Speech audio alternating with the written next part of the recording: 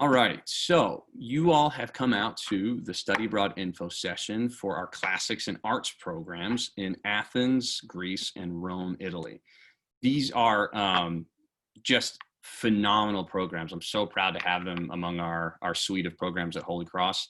I think that they really provide extraordinary opportunities for our students in certain disciplines to get just an incredible in-depth field experience to enrich their programs of study. So I'm really happy that you're all here. Based on the backgrounds that you all have academically, I can see these being an amazing fit for all of you. Because you all sort of fit the bill as far as the academic programs, I won't spend too much time on this. I will mention this briefly just for folks who may be watching this after the fact that that's not true for. So I'm going to briefly explain a bit of the difference so you can know how, because these are kind of special programs at Holy Cross in terms of our study abroad programs. So I want to give you a bit of a context of how these fit into the broader picture, right? So broadly speaking, if you've attended the general info session, you probably heard me talk about this, that we have basically programs in English-speaking countries and then programs in non-English-speaking countries. So for our programs in English-speaking countries, those are the ones where you're direct enrolling at a host university, taking classes in English. So you're kind of directly integrated into the local culture via the institution. And so those are our programs in Ireland, the UK, and Australia. The programs that we have in non-English speaking countries, those are the language immersion programs and the field studies programs. And so language immersion programs, again, are much like the programs we have in English speaking countries in that you, again, are integrating. The goal is to integrate you into the life and of the local community as much as possible. So again, you're direct enrolling at a local university, taking courses in the host language. So if you're studying Spanish, you'd be studying, and going to Peru, you'd be taking courses in Spanish alongside Peruvian students with the primary goal of taking the language to advanced proficiency. So the programs that we have in, formerly Bologna and now Florence, France and Spain, those are good examples of those. So the other type of program, and that is exactly where CYA and Temple Rome come in, is we have these field studies offerings that are very, very different in their sort of structure as programs, right? So unlike the language immersion programs, the English-speaking country programs, you're not at a Greek institution or an Italian institution. You're at an independent center that where all of your courses are going to be taught, with the exception of, if you take a foreign language, either Italian or Greek, all of your content courses are going to be taught in English, and your fellow students are going to be largely Americans and potentially some international students, but again, by majority American students.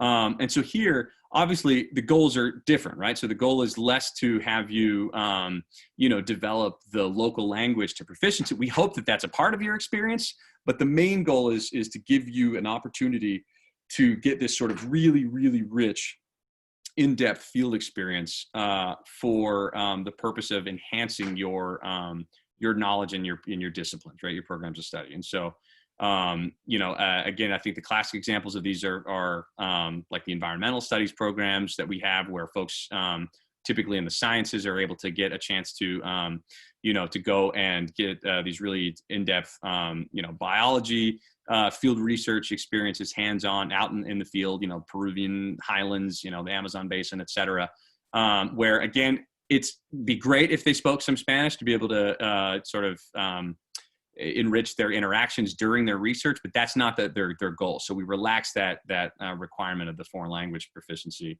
for those programs, because it really enriches your study. And so exactly the idea for CYA and for Temple Rome. And we'll get into a little bit some of the academic, the eligibility requirements for those. But the idea is that the students that are going on these programs, we want to feel as though, if you don't have a background in either Greek or in Italian, that you're going with a seriousness of when it comes to academics that you can justify being on that program. So let's start with CYA. So founded in 1962, they are located, and I'll show you in a second, in the absolute heart of Athens. And that is not an exaggeration. They are immediately next to the Marble Stadium. And having gone to visit there, I mean, it's, you know, you'll see the stuff that I'm showing you, but it takes going to see, like, to physically be there, where, you know, it's incredible just how right in the middle of everything it is. They have this wonderful center there in terms of their classrooms. They have a library, a student lounge area to hang out, a dining hall that we'll talk about in a second, computer lab, you know, just getting full setup there. Really excellent. These folks, such a well-oiled machine. They've been doing this for a long time. They have just an incredible staff. Their faculty are absolutely experts in their respective areas. It's just all around just a really wonderful shop that they run. As I mentioned, the language of instruction is English, with the exception of courses that you'd be taking in modern Greek. And in terms of housing, we'll get into this in a little bit, but they have apartments that are 2 to 6 person apartments that are very close to, within walking distance of the center itself, and then also homestays. Now, if you spend 2 minutes down our physical wing in the study abroad wing that we have, you will find very quickly that we are all sort of like evangelistic proponents of the homestay as an opportunity for folks. I mean, it sounds intimidating, the idea of kind of living with a total stranger, in a foreign country. But if you have even a remote interest in tapping into sort of modern Greek language and culture, there's just no better way to do it. I mean, it's just such an extraordinary opportunity to kind of have your daily lived experience be sort of shared with that of a local family. And so I think it's a great opportunity to segue to have Genevieve share her experience. We'll start with your experience in the homestay, since we're on the subject. Yeah, so I stayed in a homestay with a Greek grandma, basically, and it was an amazing experience. Like, she'd cook me like these so much food for dinner, and like, so I'd try like a wide variety of like Greek food, and yeah, and like she'd also like do my laundry, and we had a lot of, I would speak Greek with her. We'd watch Greek TV together. I had an amazing experience. And the one thing I want to say is, so like the apartments are very close to the school building, but the homestays are farther out, so usually you have to take the metro. However, the CYA is very good about paying for your metro card. So that's like one advantage, is that you have a free metro card you can use whenever. And Athens has like an amazing metro system. Even if you're not at a homestay, you'll use the metro anyway, so it's nice to have like the free card. And yeah, I would definitely recommend choosing the homestay option, even though it's farther out. And one other thing is that you might think that you'll be isolated as a homestay student, but there are plenty of opportunities to make friends with the other students, so don't be scared about that. You raised so many awesome points. One of the things I wanted to touch on, I'm glad you brought up the idea of the homestays being a little bit further out. The obvious disadvantage to that is, you don't get to walk, next door to the apartments like the other students, which is something that I think Holy Cross students are obviously used to, having that, their residences really close by. One of the, I think, advantages, again, from this idea of really having just the fullest possible experience during your time there, especially since folks, generally speaking, Genevieve, you're a bit of an exception for spending the academic. I mean, we've certainly promoted as an opportunity. We recommend that folks do it, but often students in the classics tend to go to Greece in the fall and then Rome in the spring. And so, particularly for a semester program, living in a homestay gives you the opportunity to see more of Athens and get acquainted with more of Athens. Often it's the case that the homestays will be in areas that aren't necessarily as sort of touristy as say, the downtown Athens. So, obvious benefits to being there for the center and so forth, but the fact that you get to go and kind of see Greek life sort of outside of the city center gives you, I don't know if authentic is the right word, but just it gives you a fuller experience of Athens and I think Greek culture. And the same will certainly be true. We'll talk about this when we get to Rome. So Genevieve, I want to give you a chance to talk a little bit about the classroom experience. So your coursework. We'll talk about the field experiences right now, but your in-class experience. Can you tell us a little bit about what the academics were like? So I had a great experience with my classes. It was all like small class size, so it was similar to Holy Cross, even smaller classes. So you got to know your professors, and a lot of them are Greek, not all of them. I had a British professor, a Turkish professor, there are some Americans.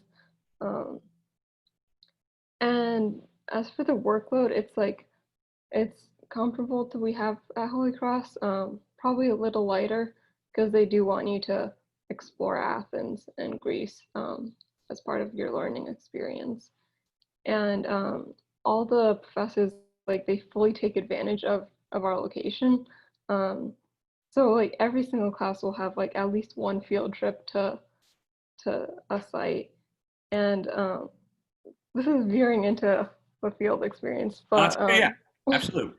The only thing I wanted to get a chance to before we move on to that, because that's like the reason to go to this experience. I mean, I've been saving like the best for last. But can you comment really quickly again on food? So it sounds like, to remind me. So is it breakfast and dinner that you get in the homestay? Yeah, with an emphasis on dinner. I think they're just like supposed to like provide you with breakfast materials, but like my host mom, she like went full out and gave me like this huge breakfast every day. Yeah, and if you're living in an apartment, you'll still get lunch at CYA, and you'll have to get your own breakfast and dinner. But food in Greece is like very cheap, and there's actually a farmer's market like right behind the school where you can get like extremely cheap produce, which I can't emphasize enough. And even like the fast food, it's like healthy. So yeah, you can't go wrong with eating in Greece. And delicious. Yeah. So good. The lunches at the CYA Academic Center are legendary. They're really, really good. I'd heard they were awesome, and I finally I got to have a lunch there, and they're awesome. They're really, really tasty. So yeah, that is, I'm going to attempt a little bit of tech here. So I just want to show you, to give you a sense. So I told you it was in the heart of Athens. So let's see if this ends up working for us. So this is a virtual tour thing that you can take where you can see so here's the Marble Stadium, right? So if we go this way, boom, that building right there is the center. So where my cursor is right here, y'all seeing that? That's the center. And let's just go just a little bit further. Whoop. Go just a little bit further. It's around. And whoop. Almost there. And oh, what's that in the distance? The Acropolis, visible immediately from outside the center. And the view from the balcony of the center of the Acropolis, especially around like sunset, is, I mean, it feels like you're looking at like CGI. It's ridiculous. It's just absolutely amazing. And so, yeah, so definitely an incredible experience. I want to play a quick video of that for CYA to give you a kind of a visual experience of the program. This experience is invaluable. First couple weekends I was here, I went to some islands, went to Agana and Santorini. The on-site learning has been one of the best parts of the classes. There's biology majors, political science, classics. I love Athens. I've fallen in love with Athens this semester. The whole school takes a week-long field trip to Crete. Anyone really wanting to come to Athens and study abroad, this is the program for you.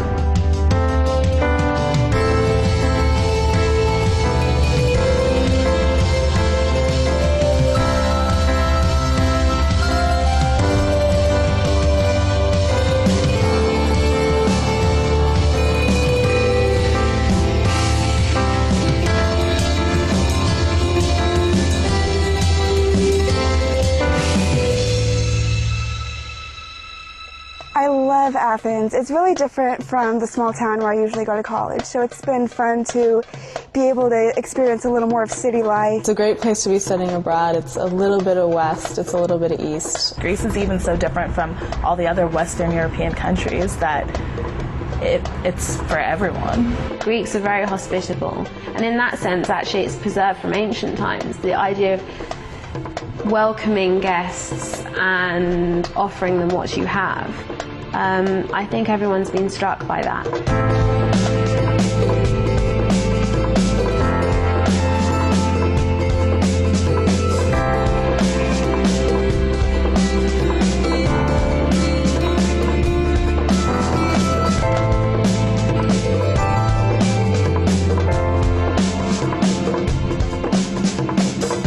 A lot of our classes have an on-site component where we actually go to museums and archaeological sites to study what we're learning in class.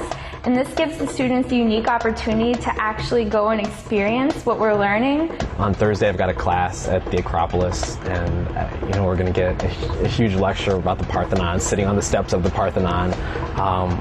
It's pretty exciting. One of the things that our students have always said that they get here is a very close relationship between the faculty and themselves. The professors are amazing, and they're really interested in the students getting to know them both in class and out of class. The teachers make sure that you understand what's going on, that you're learning the subject matter.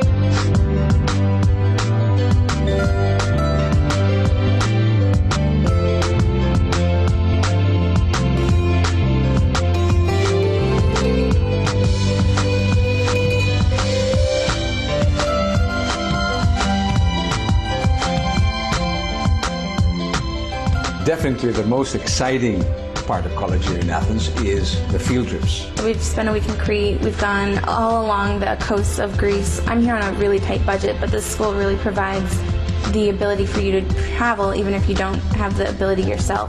The whole school takes a week-long field trip to Crete, which is really awesome. You go hike this gorge and you see a lot of Minoan architecture. These field trips have been instrumental in sharpening my knowledge of classical civilization. So again, just a little visual tour of CYA. That's a perfect segue into talking a bit more about the field opportunities, which again are, to be clear, the reason to go on this program. So they, broadly speaking, break down into these three types of experiences. So you have on-site experiences in Athens, which, as Genevieve mentioned, are a near daily feature of these of the lectures that you'll have as sort of a field component. I'll let Genevieve talk about that in a minute as well.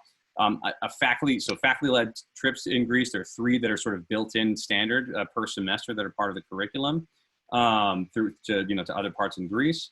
And then in addition to that, if those that are sort of enterprising among you have opportunities to do sort of practica. That can be sort of getting yourself involved in faculty research, doing sort of volunteering, service learning, and then internships with sort of non-credit bearing internships. And so Genevieve, I want to give you now, an opportunity to chat a bit more about the field components of the program. Yeah, so as was mentioned in the video, like they have these week-long field trips, and like every day, like you're visiting sites, and like professors they're so excited to like show you everything. But even in the classes in Athens, so actually on the slide, the bottom left picture is Professor Pitt, and he teaches this class called topography, which is, you must take it if you're in this program. And every single class is conducted on site, so you're never in the classroom, and he takes you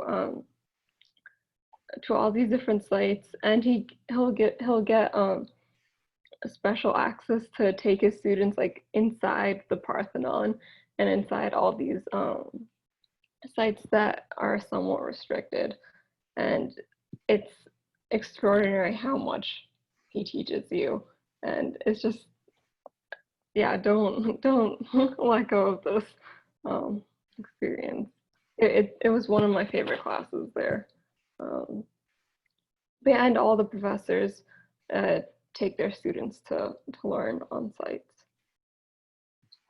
Yeah, and so Genevieve raises a great point. One of the things that is our favorite about this program, and then I would say also to a great extent Temple Rome, is the fact that these folks have been in operation for so long means that they have they're really well connected in the when it comes to the historical sites and so forth. To the point of where, if you're a normal sort of, tourist going to a site, you have to respect all of the barriers and so on and so forth. The pictures I see and videos I see of CYA, it's like, the professors will come and it's like, go right past the barrier, bring the students in. It's just so the special access. I mean, it's real. So for students in the classics, it's a chance to, maybe someday you'll go and visit these places, but never will you get a chance to kind of get up close and personal as you will on this program. I mean, it truly is one of a kind. Another thing. No, please. Yeah. Is that the program gives everyone an ICOMOS card, and that's normally for graduate students, but they're able to procure it for us undergrad students. And those cards can get you in for free at like any archaeological site and most museums. So you'll use that card for class, but also like if you're doing your own like weekend travels to another part of Greece, you can get in for free at those archaeological sites. Even if you're traveling around Europe on a weekend trip to another country, you can explore those archaeological sites for free, which is amazing. Again, yeah, so much value. It really is an extraordinary opportunity. In the interest of time, we're going to transition to Temple Rome, but what we'll do is at the end of the presentation, we'll open things up completely to questions and let the folks sort of freely interact. No, go ahead, please. I have another meeting at 8, so. Oh, okay. Then if you wanted to share some parting thoughts, yeah, or just to make sure, any other insights that you wanted that come to mind right now, that way we make sure we have time. Yeah, I just wanted to let you know. Yeah, absolutely. Absolutely. Well, how about this? I think that we should be in a position to wrap up before then. So we'll try to do that. I'll keep an eye on the clock. If we're getting to a place where I think we need to pause to be able to allow you to share some parting thoughts and answer questions about CYA, we'll do that. Does that work? Okay, cool. So Temple Rome. So another program started in the 60s. They're similar to CYA in many respects, in that they are a local institution. I mean, they are just so well connected. The location is incredible. I mean, again, right in the heart of Rome, walking distance from just so much. They too have an outstanding center there. The classrooms that they have are wonderful. They have visual art studios. They have an architectural studio on the top floor. That's amazing. Fully equipped computer lab. Really, it's a swanky spot too. They've got it's just a cool vibe in the place. Student lounges. They have an art gallery where they routinely have all kinds of awesome events. Full library. As I mentioned, language of instruction is English. The expectation, as we'll see later, is that you do enroll in at least a class of Italian. We do want you to do whatever you can to try to integrate as best as you can, even if that's not the main focus of your experience there. Again, in terms of housing, for folks, we'll get into this later, but for folks that are that meet the eligibility requirements in terms of majors, you have the choice of an apartment or a homestay. For folks who do not meet the eligibility requirements in terms of major, one of the conditions that when we grant exceptions to participate in the program, and Juliana is a perfect example of that. It's mandatory that you stay in a homestay. If you're with a homestay, it's much like CYA. You get breakfast and dinner as part of that. Which, breakfast and dinner in a homestay where you're getting home cooked, authentic Italian cuisine is just impossible to overstate the value of that. And I'll let Juliana in a second talk about just what that means. And then in the apartments, it's self-catered. So meaning that you're getting groceries, you have sort of a shared kitchen set up, and again, the expectation is that you're cooking your own food. So Juliana, the floor is yours. If you wanted to, we'll let you talk about, again, we're interested in let's start with the home stages, because I think that's fun. I love that you're here and having this moment. I was actually, prior to you going, I was thinking about just this moment and how special it would be to have you come back and do this, because if I could say, Julianne, I seem to remember you being pretty apprehensive about the idea of living with a host family, to the tune of being like, listen, man, I don't know if I could do it, right? Really. And I remember vividly getting an email from you within a couple of weeks of having arrived, like with singing a very different tune. And so I'm just, I can't wait to hear you share a little bit about your experience. No, yeah. So the homestay was fantastic. I'll start off by saying I lived right next to the apartments that Temple Rome gave the students. Some people lived on the other side of the Tiber River, but I lived right next to them. So if I ever met someone, I could meet up with them for class, and that was great. The apartments for Temple Rome are very small. There was one girl in our program who got an apartment and didn't get a homestay, and she regretted it the second we moved in, and like we all met up, because she was squished in a tiny room in a bunk bed, and she had the top bunk, and it was like a tiny kitchen, and it was awful. But so my experience with a homestay is I got my own room. I had a balcony view. I lived with one woman, and she was so nice to me and gave me breakfast, lunch, and dinner and snacks, and packed me snacks to bring to school. Just like the absolute dream. And when I first got there, obviously I didn't go with any friends. Like I knew people who were going, but I didn't go with anyone. So she brought me to her church where she sang, and I met all her friends, and she gave me food. Like there was like a whole room full of food, and we ate until like 11 or 12, and it was fantastic. And she had 2 kids, and they always came to visit, and they even cooked for me too. It was just amazing, and I loved it. I was really skeptical going into it, because thinking of going to another country, my Italian wasn't great. Thinking of going to another country and just, I don't know, living with some stranger, I was petrified. But I'm so glad that Holy Cross pretty much made me do it, because I didn't have a choice to get in the apartments. But like, I'm so glad, because I would have regretted that so much if I didn't. So homestays. That's awesome. So in similar to CYA, the word that I've gotten from Temple Rome is they claim that their homestays are by vast majority within a similar distance to the center from the apartments, which it's worth mentioning. The apartments are a good, healthy walk away from the center. So I did the walk, and I have kind of a brisk, like post New York, gait. And so I did it in about 23 to 25 minutes. A slower walker might be half an hour.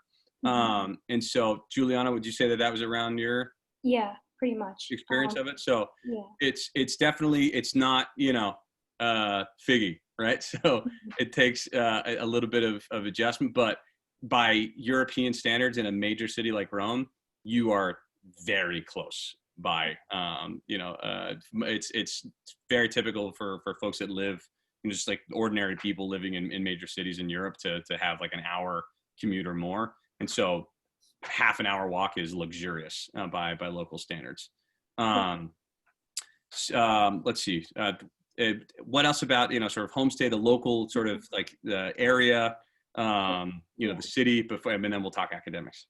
Okay. Well, to your point, a lot of kids didn't even use the metro. Everyone walked, which is really nice. And I lived right outside the Vatican, so I walked through the Vatican to get to class. And say that one more time. I walked through the Vatican to get to class. It was amazing. Every morning it was fantastic. Every Sunday the Pope comes out to wave, so I saw him wave a few times throughout the year, which is pretty cool.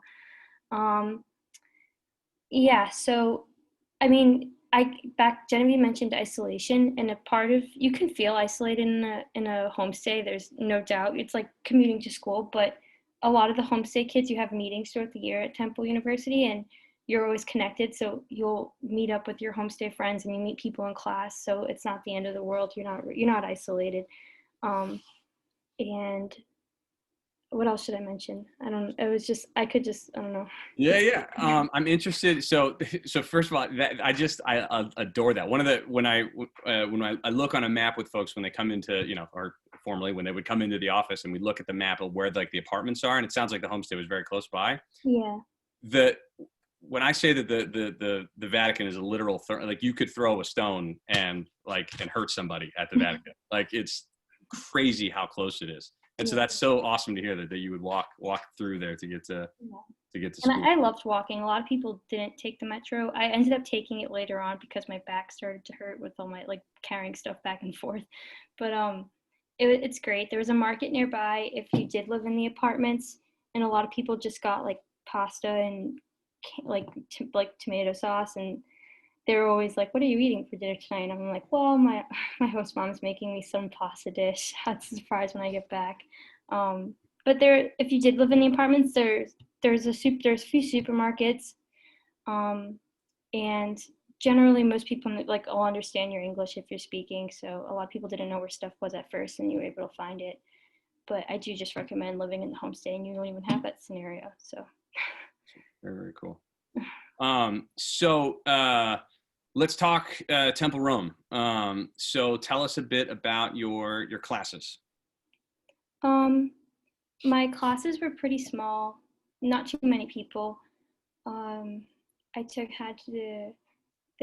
too many people. My professors didn't have office hours. You only got to see them in class, and they would run out.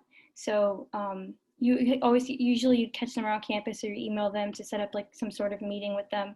It was pretty hard to catch them, but you got to know them in class, which was pretty nice.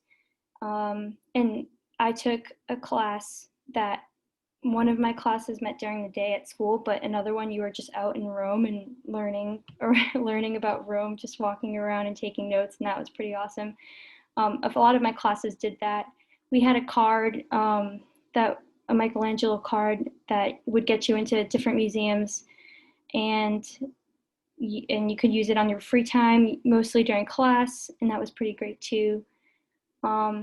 The classes were small and they were nice. It's hard to talk about them because I was not there for too long. I don't know how they ended, but my art class it was just all field study, and that was great. But a lot of the midterms were all in 1 week, so and the finals were all in 1 week later on. So it was it was not as hard as Holy Cross, but once it hit that point, it was kind of difficult to manage, but obviously manage, and it's a good time. So that's a good sort of segue into you're talking about the sort of the art. It was an art class. Do you remember the name by chance of the class that you took? It was just drawing.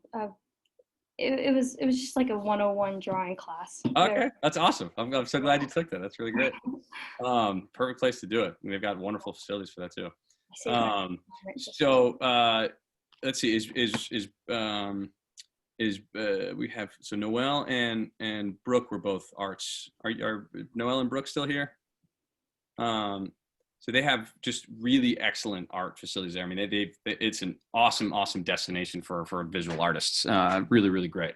And so again, much like CYA, when it comes to the field components, I mean, that is 100% a draw for the program. I mean, I would say a majority of the classes, and particularly for folks in your all's discipline, so classics, art history, Rome is your classroom in a lot of these cases. And so, there are, again, much like CYA, it boils down in these different opportunities for field experiences. So in terms of academic excursions, you do these, half-day trips to historic sites in Rome. You've got day trips to kind of, around the, nearby towns in the city. And then 3-day field trips to other major cities. Juliana, were you there long enough to be able to take advantage of those field trips? No. Oh, my heart breaks for you. We're going to get you back there. It's going to happen. We're going to get you back. You were robbed. It's absolutely criminal that you didn't get a chance to do that. We'll get you back. 3-day field trips. What's that? I said all my classes had field trips and day trips and whatever, and I didn't get to go on any of them because they were all towards the half end of the semester. Heartbreaking. We're going to get you. We're going to get you over to grad school or something over there. Right. We'll figure it out. And sort of they have lecture series where they have invited speakers come from again, they're really tapped into the local community, and so they host a lot of events, and they have again just a great space in their art gallery to be able to do that. They offer different city tours. They have ways of helping you get connected with theater and sporting events. One of the things that they do really, really well is getting students engaged in volunteering opportunities and also internships. And so if those are things that are of interest to you, definitely it's worth chatting with me about, and then I can get you connected with the folks at Temple Rome, because they have really great opportunities to do that. From like teaching English to, taking on like a full internship. So again, definitely something to look into. And then also just, if, they are really great about, if you have certain interests, being able to sort of connect you with things outside of their ordinary suite of programs. And so Juliana, you're a great example of that, where you were keen on trying to figure out, how to do some dance. And you found a studio, and you did end up going for a period of time. Yeah. I went once, but then I didn't go back because it was far away. So Yeah. But that was pretty cool to find that. That's awesome. And I was able to volunteer too at a high school, and we taught English. It was me and two other guys from another school, and that was fun to go and meet kids. And they weren't even kids; they were pretty much our age. They were in 8th grade, but they seemed like they were in high school. I don't know, talent act older than what they are. So that was a lot of fun too, like getting to meet people and hearing where they've been and suggestions and stuff. That's really awesome. So again, so much like, again, the CYA program, for folks that are interested in taking advantage of the historical sites that the Rome has to offer, the class offerings there, they all have a similar arrangement where you're getting opportunities to experience these right up close and personal with special access. I mean, it's a phenomenal experience. And I just have to say, candidly, that having never been to Rome before, and when I went to visit this past summer, I was just struck by it's just an impressive city. It's huge and just beautiful, and just so many different, like each neighborhood has, its own special sort of feel to it. Just a really dynamic place to live. What was your impression of the city, Juliana? I loved it. I loved sightseeing, and I would go by myself or with friends every Saturday and Sunday, and you were just on every street there's a church, and you just go inside, and it's drop dead gorgeous. The food's amazing. It's pretty cheap too. It's not expensive, which is really nice. And I don't know, it's so lively. There's always live music at all the piazzas, and people are always sitting down, and some people do homework, and it's just really fun. It's a really great place to go be. I wish I could go back. We will make it happen. Awesome. So let's talk academics. So both programs are structured similarly in that the course load is basically you take a course in modern Greek or in Italian, and that's sort of an expectation of the program. And then you pair that with 3 content courses or 4. And I should mention from the outset, a lot of folks that go, I find that particularly in the classics, if there's an option to take an extra course, which amounts to basically for free, it's like folded into the cost of the program. There's no extra cost. People nearly always end up taking the extra course. And so usually folks in the classes will do it in CYA, again, modern Greek plus like 4 content courses, and have like, just to really have like the a real breadth of experience. And so one of the things that's nice about both places is that though they historically have catered largely to folks in the classics and art history, they have, I would say definitely in the past like decade or so, made an earnest effort to expand their catalog of classes to be able to offer courses in other disciplines, because what they're finding is that a lot of folks are doing which nearly everybody that in this room is there's a double major, has a minor, and usually and often in sort of complementary disciplines, right? In STEM disciplines. So what they're finding is in order to be able to help folks to maintain sort of degree progress in their respective disciplines, that it's been helpful to integrate a few electives in other areas. So what I think you'll find is that in both places, they're pretty good about accommodating folks across the spectrum. And Juliana's a good example of that. She, not a classics major, but had, enough courses to be able to round out her schedule. And so this is just kind of a smattering of the disciplines that are offered. If you go on the website, you'll be able to see the individual offerings, but just wanted to show you that that's sort of the basic structure of the program. In terms of eligibility requirements, they're open to, both programs are open by default to classics, art history, visual arts, and architectural studies majors. But for those that are going to be listening to this who aren't participating in real time right now, if you are listening to this and you're like, oh, well, I'm not in one of those majors or minors, I guess I'm not eligible for the program. I'm not even going to bother applying. Please don't do that. All it takes is reaching out to me. We have a conversation. What you ultimately need to demonstrate is a compelling academic need to study in either Athens or Rome. And you and I can work together to talk about that. What we're trying to avoid is a situation where folks are going that really don't have a compelling need to be there. They're just sort of like want to be in Athens for fun or Rome for fun, don't have an interest in learning either Greek or Italian, don't have a compelling need to be there. We want serious folks to be going on these programs. And so, so bottom line, just, reach out to me and we can talk it over and work through that. There's a suggested GPA of 3.0 for these programs. As I mentioned in the general info session, again, when it comes to GPA, definitely talk to me if you're concerned about that, but don't withhold, submitting an application because you're concerned about GPA. Let us be the ones to decide eligibility.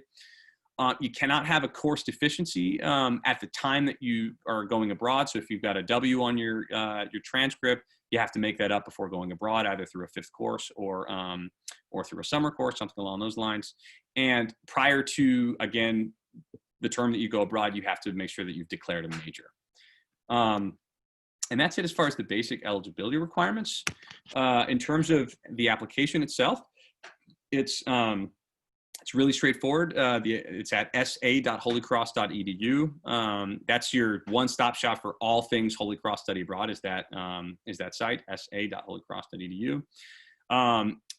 In terms of the other materials that you'll need, the main thing is a personal statement, 2 to 3 pages, absolute max, where you talk about your motivation to study abroad and the choice of, of program. And then a letter of recommendation from a faculty member. We outline the steps for doing that in the application itself. But just to reiterate from the general info session, please make sure that you reach out to your, the faculty members in advance of entering their information into the system, because our system auto generates an email to them. Much better that your request come from them, personally, or from you personally, and not from like a robot like system from our application system. And then this actually, the unofficial transcript, I have to check to see if that's still necessary, because we have access to the transcript now. If it's in the system, and it's simply downloading an unofficial transcript from STAR and uploading it to our system. Passport, this is actually out of date. This should be renew your passport if it expires before January 2023.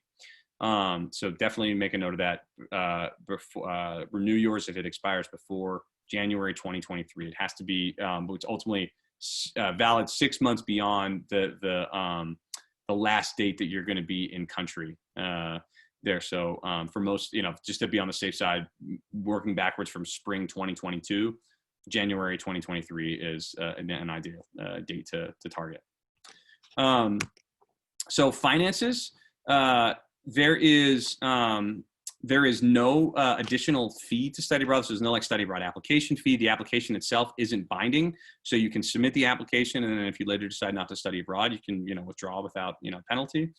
In terms of billing, it's, it's designed to be cost neutral on those big ticket items. So room and tuition are exactly the same, and you pay Holy Cross in exactly the same way that you would if you were at, at Mount St. James. Board fees vary by housing arrangement. So if you're in a homestay, you are charged based on the amount of food that you receive. It's kind of prorated in that way. So if you're receiving like breakfast and dinner every day, then you will be charged, sort of 2/3 or 3/4 board, something like that. If you are in an apartment setup, the idea there is that you are not charged any board fees for that semester. So the board charge at Holy Cross is somewhere around like $3,500 per semester. So that semester, that $3,500 fee simply would not appear on your billing. on your bill for that semester. You would want to make sure that you're with your financial aid package that and any loans that you're taking out that would ordinarily cover board, you take out the same amount, because then that's what you would be using to cover your groceries. So think about it that way.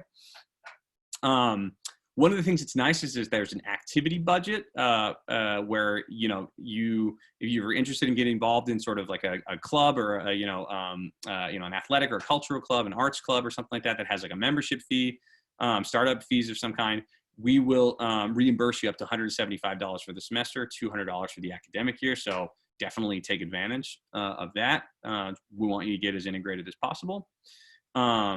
So flights, as I mentioned, you purchase your own airline ticket up front, but then on your Holy Cross bill, you get a credit that post. So we put money in your account that's equivalent to the amount of an average round trip flight from Boston to either Athens or Rome. And the idea there is, again, you pay for your ticket up front, but then you pay get a discount on your tuition for whatever semester that is in the amount of a round trip ticket. So it offsets that. And then it's your visas. So students are responsible for the visa and immigration fees, which are approximately $70 US. So not as expensive as in other locations. So that's an advantage. And with that, I want to open the